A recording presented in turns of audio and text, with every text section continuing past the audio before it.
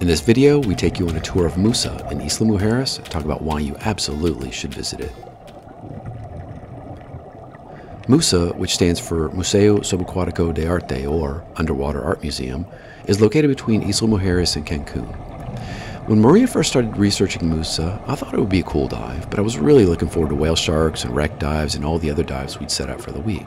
I was hugely surprised and really deeply affected by diving MUSA. It was an art museum at its best. It was poignant and beautiful. It was fun and even creepy at times, and it was an amazing experience. We did it twice in 1 week, and I enjoyed it just as much the second time, if not more. What I connected with most was definitely the Silent Evolution, an installment of about 400 statues of people. First of all, they were covered in coral, which is beautiful to see, but their poses and faces when you could see them were poignant, haunting, and sometimes downright creepy. There were quite a few which looked like they'd been taken over by cordyceps, the fungus which was central to the video game and HBO series The Last of Us. I thought this one was going to open her eyes, scream, and come straight at me.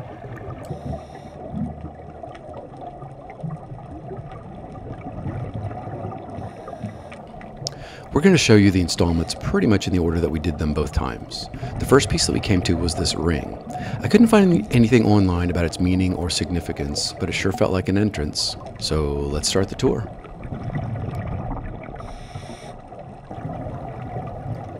The next installment is called The Bombs. From photos I've seen online, it looks like there used to be a mine behind it that was called Time Bomb, but it's not there anymore. I couldn't find any more detail than that on these pieces. One cool thing about these pieces is that, like many of the installments, they have a lot of small crevices for marine life to make homes in.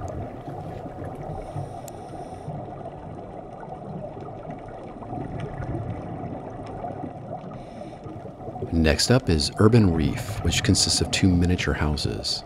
Each one has a lot of cool detail. They have windows, rooms inside, one has a shingled roof, there are a lot of small areas for marine life to hide, and there's even a chimney on one of them. The chimney's designed for moray eels to hang out in, but if there isn't one there, maybe your dive guide will make some smoke bubbles for you to look at.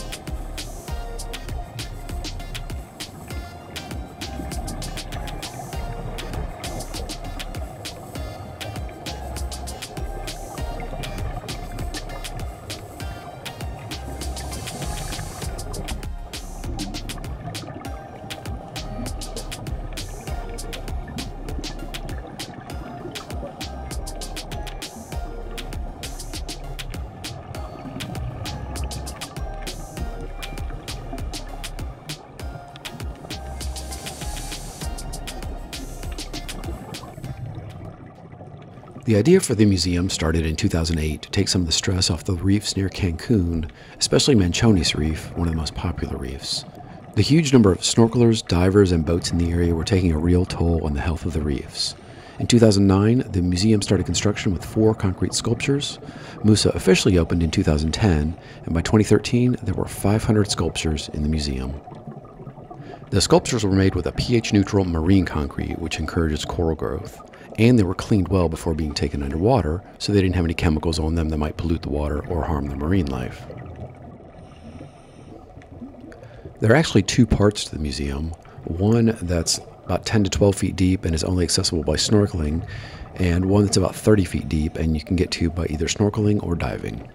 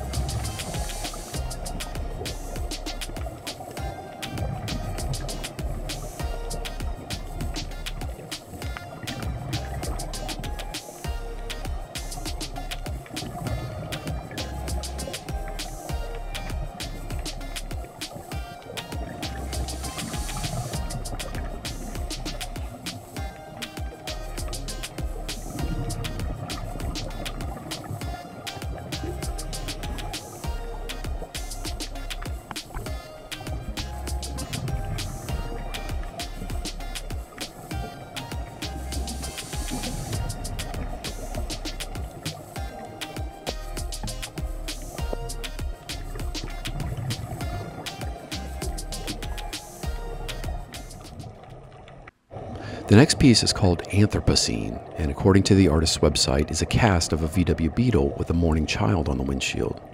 The piece asks what we are leaving for future generations.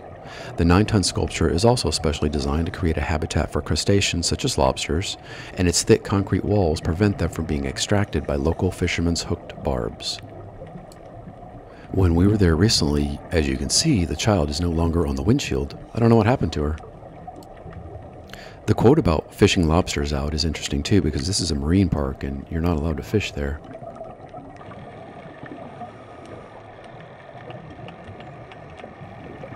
Again, from the artist's website, the bankers are a symbol of how little we look to the future and how we are focused on short-term gain. Each sculpture is in prayer position to show that monetary items have replaced his God. Each banker has a cavity between his buttocks for marine life to inhabit. And it's funny too, because there were a lot of marine life in between the butt cheeks of those bankers. It's interesting the way the artist describes them too, because I just felt like they had their heads buried in the sand.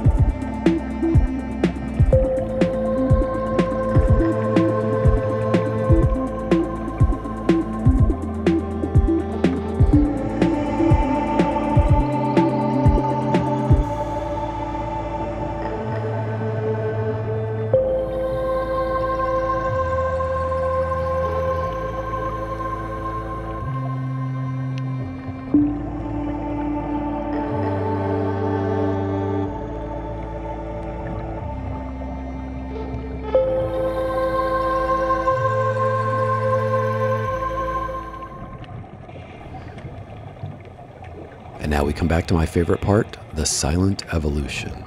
This was done by artist Jason DeCaris Taylor. Photographic likenesses of about 90 locals from the nearby fishing village of Puerto Morelos were used to create a community of people standing in defense of their oceans.